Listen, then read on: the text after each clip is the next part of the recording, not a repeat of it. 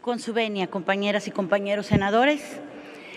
el abuso sexual infantil o de menores, según la Organización Mundial de la Salud, consiste en la utilización de un niño, niña o adolescente en una actividad sexual que no comprende, para la cual no está en capacidad de dar su consentimiento y no está preparado para el desarrollo físico, emocional y cognitivo. Esta utilización de diversas formas, las más comunes son los tocamientos, el contacto bucogenital, la elaboración de material pornográfico o bien obligarlos a ver material pornográfico hasta la penetración. Organismos internacionales como el Fondo de las Naciones Unidas para la Infancia señala que en México el 1% de los recursos presupuestados para la infancia se destinan a la prevención y protección del abuso sexual y la explotación de menores. A su vez, la Organización para la Cooperación y el Desarrollo Económico menciona que de cada 1,000 casos se denuncian solo 10 y de estos el 10% son atendidos por un juez y solo el 1% es sentenciado. Cada año se dan 5.4 millones de estas conductas. En nuestro país, según la Encuesta Nacional de Victimización y Percepción sobre la Seguridad Pública, en 2020 el 95.1% de los delitos sexuales no se denunciaron. El Consejo Ciudadano para la Seguridad y Justicia de la Ciudad de México señala que en 2020 se tuvieron 80 casos y para el 2021 fueron 477 casos, es decir, aumentó la indignante cifra del 496.25% más. Según información vertida por las organizaciones empresariales de destinos turísticos de playa, como Acapulco, Puerto Vallarta, Cancún, Los Cabos, entre otras, y en los últimos años el abuso sexual infantil ha crecido exponencialmente, principalmente en locales de hospedaje de turismo itinerante. En los últimos años, el abuso sexual infantil ha crecido exponencialmente, principalmente en locales de hospedaje de turismo itinerante, contratados mediante plataformas electrónicas en Internet. El hecho de que los locales de hospedaje sean contratados mediante medios electrónicos dificulta la cuantificación real y objetiva de los abusos infantiles cometidos en ellos. Esto principalmente por la política de las mencionadas plataformas, de evitar escándalos mediante acuerdos de confidencialidad y con dinero, ahora sí que a billetazos. El Gobierno federal, consciente del problema, en colaboración y apoyo del Programa de la Unión Europea para la Cohesión Social y la Secretaría Ejecutiva del Sistema Nacional de Protección Integral de Niñas y Niños y Adolescentes, desarrolló la estrategia para la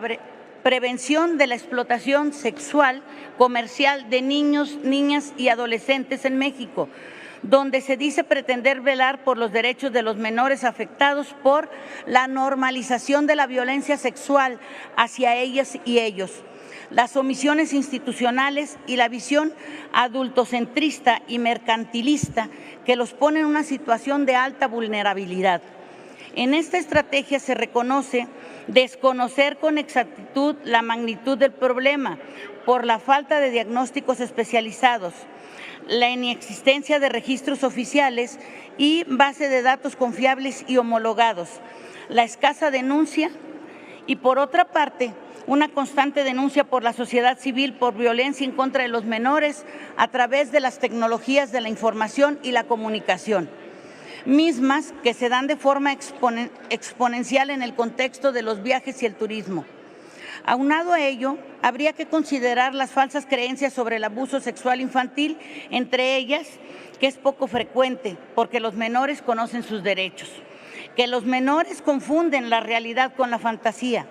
que a los menores les gusta o lo inventan para llamar la atención, que está relacionado con la pobreza, que las madres no suelen ser cómplices, que los menores se vuelven pervertidos sexuales o repiten el patrón con otros. Senadora Cecilia. Que solo los pedófilos violan y que el abusador sexual tiene características muy identificables, que se requiere de mucho tiempo para abusar sexualmente a un menor, que a mis hijas nunca les va a pasar. No omito señalar que es de su conocimiento, el pasado 19 de este mes de noviembre celebramos el Día Nacional contra el Abuso Sexual Infantil. En el año 2016 se estableció visibilizar, fortalecer y coordinar acciones encaminadas a atender y erradicar la violencia sexual contra niñas, niños y adolescentes en México. El combate del abuso sexual infantil colaboran los poderes ejecutivo, legislativo y judicial de los 3 órdenes de gobierno y la sociedad en general, llevando a cabo 4 acciones: promover la confianza en la comunicación familiar, enseñarles a los niños a decir no, fomentar el trato digno y con respeto, acompañar en la interacción que se genera en Internet, dentro de nuestra obligación de salvaguardar la integridad de niños, niñas y adolescentes, es decir, reconocer